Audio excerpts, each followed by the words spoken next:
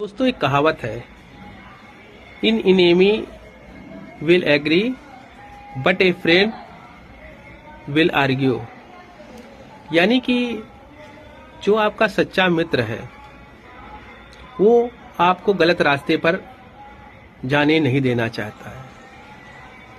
लेकिन जो सच्चा बनने की कोशिश करता है,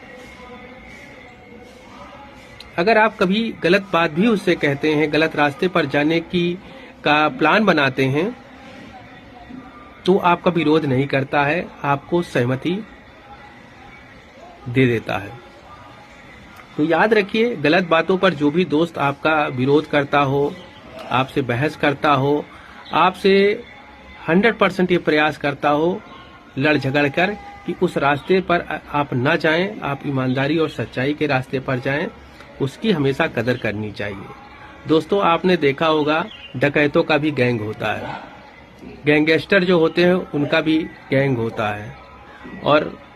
बुरे लोगों की भी जमात होती है।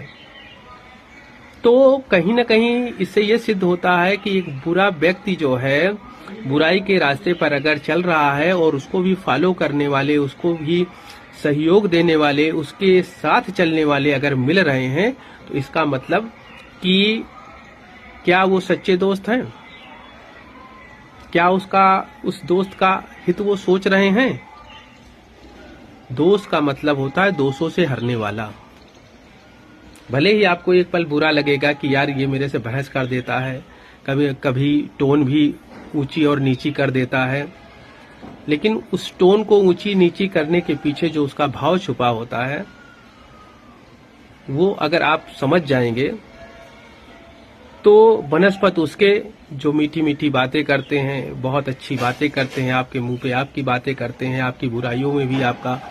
साथ देते हैं, आपको गलत रास्ते पर जाने से टोकते नहीं हैं, कई गुना वो व्यक्ति अच्छा है जो आपकी बुराइयों में विरोध करता है। तो ये समझने की आवश्यकता है। ये भी एक बहुत बड़ा रीजन होता है कि लोग जो है इरिटेट होते हैं अच्छी बातों से भी, और फिर गलत रास्ते पर जाते हैं और कहीं न कहीं लड़ाई झगड़े करते हैं और फिर आगे चल के स्थितियां बद से बदतर करते हैं। तो